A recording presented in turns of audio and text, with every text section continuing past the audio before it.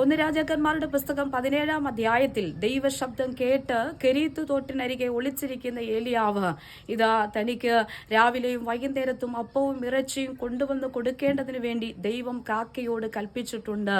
അതേ പ്രിയരെ, ഈ വചനത്തിലൂടെ കർത്താവ് ഈ പ്രഭാതത്തിൽ നമ്മോട് സംസാരിക്കുകയാണ്. തക്ക സമയത്ത് നമുക്ക് വേണ്ടി പ്രവർത്തിക്കുന്ന ഒരു ദൈവം ഉയരത്തിലുണ്ട്.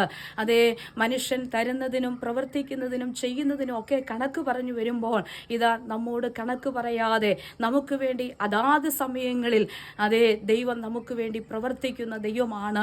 അങ്ങനെയെങ്കിൽ പ്രിയരെ, പലരും കണക്ക് പറഞ്ഞ് ഈ നാളുകളിൽ വരുന്നില്ലേ? ആമ ചെയ്യുന്നതിനും പ്രവർത്തിക്കുന്നതിനും ഒക്കെ പറഞ്ഞ് അതേ അവർ പേരുകൾ എടുക്കുമ്പോൾ ഇതാ നമുക്ക് വേണ്ടി പ്രവർത്തിക്കുന്ന ഒരു ദൈവമുണ്ട്. മനുഷ്യന്റെ സഹായം വ്യർത്ഥമാണ്. അതുകൊണ്ടാണ് ദൈവത്തിന്റെ വചനം പറയുന്നത്, മനുഷ്യനിൽ ആശ്രയിക്കുന്നതിനേക്കാൾ യഹോവയിൽ ആശ്രയിക്കുന്ന നല്ലത്, പ്രഭുക്കന്മാരിൽ ആശ്രയിക്കുന്നതിനേക്കാൾ യഹോവയിൽ ആശ്രയിക്കുന്ന നല്ലത്.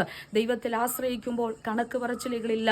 ചെയ്തതിനും പ്രവർത്തിച്ചതിനും എടുത്തതിനും ഒന്നും കണക്ക് പറയാതെ ദൈവം നമുക്ക് വേണ്ടി പ്രവർത്തിപ്പാനിടയായിത്തീരും. അങ്ങനെയെങ്കിൽ പ്രിയരെ, ഈ ദിവസങ്ങളിൽ ചില വിഷയങ്ങൾക്ക് മുൻപാകെ നിങ്ങൾ ഭാരപ്പെടുകയല്ലേ?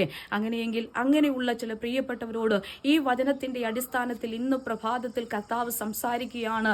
നിനക്ക് വേണ്ടി, നിന്റെ തലമുറയ്ക്ക് വേണ്ടി ദൈവം ചിലത് കൽപ്പിച്ചിട്ടുണ്ട്, ദൈവം ചിലത് ഒരുക്കി വെച്ചിട്ടുണ്ട്. അതെ, അബ്രഹാമിന് വേണ്ടി, ഇസഹാക്കിന് വേണ്ടി മോരിയ മലയുടെ മടക്കിൽ ഇതാ ആമേ കാട്ടിൽ കൊമ്പ് കുരുങ്ങിക്കിടക്കുന്ന ഒരു ആട്ടുകൊറ്റനെ കരുതിയതുപോലെ നിങ്ങൾക്ക് വേണ്ടി പ്രവർത്തിക്കുന്ന, ഒരുക്കുന്ന, കരുതുന്ന ഒരു ദൈവം നിങ്ങളോട് കൂടെയുണ്ട്. അവിടെ കണക്ക് പറച്ചിലുകളില്ല. ഇതാ ദൈവത്തിന്റെ പ്രവൃത്തിയാണ് നമുക്ക് വേണ്ടി അനുഭവമാക്കുന്നത്. അങ്ങനെയെങ്കിൽ ആ നല്ല പ്രവൃത്തിക്കായി, നല്ല കരുതലിനായി ദൈവസന്നിധിയിൽ മുട്ടുമടക്കുവാൻ സർവശക്തനായ ദൈവം നിങ്ങളെ ഓരോരുത്തരെയും സഹായിക്കട്ടെ. ഈ വചനങ്ങളാൽ ദൈവം നമ്മെ അനുഗ്രഹിക്കുമാറാകട്ടെ.